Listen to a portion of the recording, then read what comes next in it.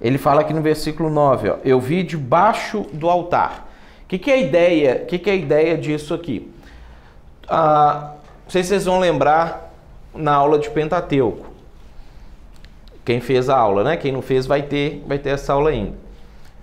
Mas tudo que foi construído no templo, o templo é um negócio mais ou menos assim. Esse aqui vai ficar mais fácil de representar porque ele é quadrado, tá? Ele é um negócio assim, você tem uma outra camada aqui. Ele é um negócio mais ou menos assim. Você tem o lado de fora, aí você tem um espaço externo aqui, depois você tem um espaço interno, isso aqui é coberto, tá? Então finge que isso aqui é um telhado, em perspectiva. Isso aqui é tampado, isso aqui tudo é céu aberto, tá? Aqui você tem o altar. O altar era um negócio elevado, tinha uma escada para subir no altar, né? Aonde aqui os sacerdotes jogavam a lenha, jogavam o animal ali em cima, ficar queimando o animal que eles estavam oferecendo em sacrifício para Deus. Aí aqui dentro, tirar o telhado aqui para a gente ver do lado de dentro, tinha um negócio assim. Então tinha aqui um castiçal, tinha uma mesa com os pães da proposição e aqui dentro ficava no Santo dos Santos a Arca da Aliança, né? Com os querubins aqui para cima na tampa. O véu não é tipo um véu de cortina assim, é um manto assim, um troço grosso assim, bem pesado assim, bem espesso, que ficava tampando a visão daqui. Então,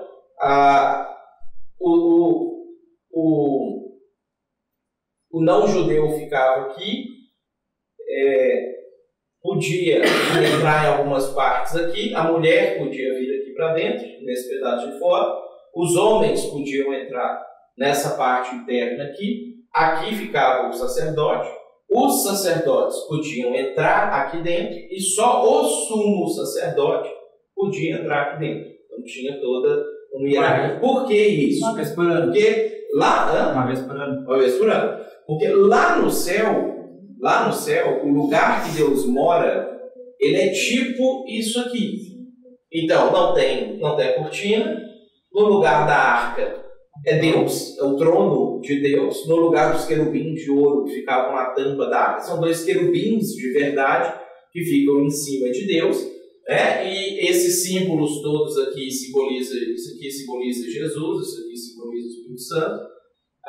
O Pai fica como se fosse aqui, então isso aqui é o símbolo da Trindade dentro do espaço ali dentro, das pessoas divinas, né? E a gente tem cenas na Bíblia, etc., quando anjos apareciam lá para conversar com Deus, reuniam como se fosse uma assembleia, né? Uma igreja, e aí conversavam com Deus e tomavam a decisão ABC, não sei o que, Deus mandava eles saírem e tudo mais, eles iam. E aí esses ambientes aqui, eles foram vistos por Moisés e retratados no tabernáculo e depois por Salomão no templo. Então é como se o tabernáculo e o templo fosse uma maquete, uma representação daquilo que existe lá. Então quando o João está lá, o João está vendo isso aqui de verdade.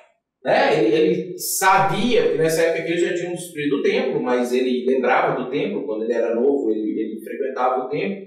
O templo foi destruído, ele devia ter uns 60 anos de idade mais ou menos, aqui ele tem uns 90. E aí ele vai lá e ele está enxergando isso aqui. Aí quando ele está enxergando as coisas acontecendo, daqui no céu, ele enxerga a terra. As coisas estão acontecendo na Terra. Então, quebra o selo lá naquele livro que ele está vendo lá, e aí ele vê o efeito daquilo no planeta. Ele está narrando isso dessa perspectiva, de cima para baixo. Então, quando ele chega aqui no quinto selo, ele fala que quando ele quebra o quinto selo, Jesus abre o quinto selo, ele vê aqui, pessoas que tinham morrido. E estava aqui tudo na parte de baixo do altar, falando com Deus. Até quando que o Senhor não julga, que o Senhor não vinga a gente, que o Senhor não resolve isso aqui? Eles estão tipo conversando com Deus por causa da situação. Por quê? Porque o cara morria aqui embaixo e a alma dele vinha para cá. E aí eles estão ali reunindo e conversando e falando assim: puxa, até quando o Senhor não resolve, não faz isso, não faz aquilo, não interfere, né? Sei lá, não impede de acontecer, não faz alguma coisa assim, né? Aí eles recebem essas roupas brancas e falam assim: calma aí, vai descansar, relaxa, né? Que ainda vai subir mais gente, né? Então a gente ainda não vai intervir lá embaixo, porque ainda falta gente de seus irmãos para subir, e vai subir, e todo dia sobe uma leva, vai ocupando aqui esse espaço. Vai ganhando roupinha branca. E vai ganhando roupinha branca, vai reclamando, ganhando roupinha branca e passeando no céu. Então, olha só que interessante. Essa passagem ela é uma dessas passagens legais para a gente entender assim, por que Deus não deixa uma pessoa que não perdoa a outra ir para o céu. Porque se você morrer com raiva de alguém, sem perdoar alguém, você chega lá no céu com raiva da pessoa sem ter perdoado a pessoa. E aí, se você chega lá no céu com raiva da pessoa sem ter perdoado, e a pessoa chega lá, como é que vocês vão morar no céu? Ou seja, o sentimento, ele não muda porque a gente morre. Então você morre, isso que você é aqui agora, você abre o olho lá. Desse jeito aqui. E aí vocês têm que dar uma melhorada. Por quê? Porque não vai assim, nossa, virou santo porque morreu. Então eles morrem, eles chegam lá, tipo, cheguei aqui agora, e aí eles veem que já tem uma galera lá e vê que o outro chegou ali também. Aí eles começam a perguntar para Deus: Deus, não vai interferir até quando o Senhor, né, não julga esse pessoal que está fazendo as coisas? Eles reclamam, faz a reclamação. Aí Deus vai lá e fala: calma um pouco aí, né? Vai dar uma volta e vai chegar mais gente. Essa questão de dimensão de tamanho é maior do que o tempo que tinha lá, né? Físico. Porque aí cabe toda a gente. Não, mas as pessoas não vão morar no tempo. Sim, mas dá uma volta. Não, as pessoas vão ser mandadas circular. Tem por alguma razão. Uma hora aí todo mundo vai se concentrar aí. Ou não? Não todo mundo de uma vez. É tipo isso.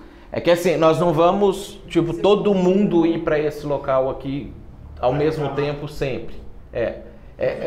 O céu, nesse momento aqui, não. Isso aqui são as almas. O corpo está aqui. São os mártires, que o Jair perguntou ali. São as pessoas que estão sendo decapitadas aqui na terra por causa do testemunho de Jesus. Então, a ideia do que a Bíblia vai falando a respeito do céu é que, tipo assim, existe o paraíso, é um negócio gigantesco e não sei o que. Em um pedaço de lá tem como se fosse um lugar mais elevado, como se fosse um monte. E aí nesse monte tem essa estrutura aqui, que é onde Deus fica, que é onde ele fica ali despachando com os anjos, com as pessoas, conversando, governando e etc. Então é como se fosse um palácio de um rei, é essa a ideia. É um palácio, você vai lá no palácio, você conversa, faz alguma coisa, quando você é, sei lá, convocado, quando você precisa ir lá pedir alguma coisa, não sei o quê, mas você vive fora, você não vive aqui nesse ambiente aqui. Então é essa cena mais ou menos, aí a gente vai juntar os Salmos, vai juntar o livro de Êxodo, junta aqui as visões do João, aí juntando essas visões a gente vai vendo essa cena acontecendo, né? E aí, diferente desse templo aqui, que esse lugar aqui é fechado, né? Aqui esse lugar é aberto. Então daqui Deus fala, governa, vê tudo e todo mundo que está para fora dali também, né? Pessoa pessoa está aqui e está vendo Deus está vendo ela. Eles têm esse negócio amplo. Porque aqui não tem um véu igual mandou fazer, porque aqui não tem separação. É isso que o livro de Hebreus fala. Que simbolicamente, quando o véu do templo rasga na terra, porque quando Jesus morreu, Mateus conta para nós que o véu rasgou de alto a baixo. Né? Aí o livro de Hebreus conta para nós que, na realidade, isso simboliza esse acesso que a gente tem a Deus. De que, tipo, eu não preciso mais de um intermediário que entre num lugar que eu não posso entrar para poder falar com Deus. Então, no céu, esse véu não existe. O céu é aberto. Falar com Deus, você vai lá e fala. Tanto hoje, você já tem acesso a esse local. Agora, se você parar agora e fizer uma oração, você tem acesso direto a esse local. É o que o autor de Hebreus está incentivando a gente, inclusive, a fazer. Né? E quando chegar lá, esse local, ele tem essa diferenciação do local da maquete. Você quer ver? Ó, lá em Hebreus, aqui ó, o 10:19. Olha só, no 10:19, que o autor de Hebreus vai fazer essa construção aqui, vai trazer esse símbolo. Ó. Tendo, pois, irmãos, intrepidez para entrar no Santo dos Santos, pelo sangue de Jesus, pelo novo e vivo caminho que ele nos consagrou pelo véu, isso é, pela sua carne. Então, Jesus, quando parte o pão, né, que era um símbolo de um elemento que estava aqui, também é o símbolo do véu, de que quando a carne dele fosse rasgada, o véu seria rasgado. Né? Então, pela sua carne, e tendo grande sacerdote sobre a casa de Deus, porque agora o nosso sumo sacerdote é Jesus, não é um outro ser humano, né? Aproximemo-nos com sincero coração e plena certeza de fé, tendo o coração purificado. Dependendo da sua Bíblia, vai mostrar, vai ter uma letrinha aí, embaixo vai ter escrito aspergido, porque em grego ele usou essa expressão aqui, que eles traduziram por purificar, porque a aspersão era aquilo que o sacerdote, quando ele estava aqui no altar, que ele degolava ali um animal, ele pegava aquele sangue, colocava numa bacia, ele pegava umas plantinhas, passava assim no sangue e aspergia sobre a pessoa, simbolizando que os pecados dela estavam perdoados pelo sangue daquele cordeiro, que simbolizava Jesus. Né? Então ele está construindo isso, que para eles que viviam isso todos os dias, era o ritual diário de relação deles com o templo, com religião, era essa aqui, ele está falando isso. Ó. Então, tendo o coração aspergido de má consciência e lavado o corpo com água pura, guardemos firme a confissão da esperança sem vacilar, pois quem fez a promessa é fiel. E consideramos-nos também uns aos outros para nos estimularmos ao amor e às boas obras, não deixemos de congregar-nos, como é costume de alguns. Antes façamos admoestações, tanto mais quando vedes que o dia se aproxima. Então, toda essa construção do livro de Hebreus está linkado com esse símbolo aqui, está linkado com o Apocalipse. Né? Então, é tudo uma riqueza de símbolos para poder explicar algumas questões das nossas relações com Deus. E se você gostou dessa resposta e quiser estudar com a gente, acesse aqui embaixo o link para você poder estudar junto com a gente, fazer o nosso seminário. Vai ser um prazer ter você junto com a gente.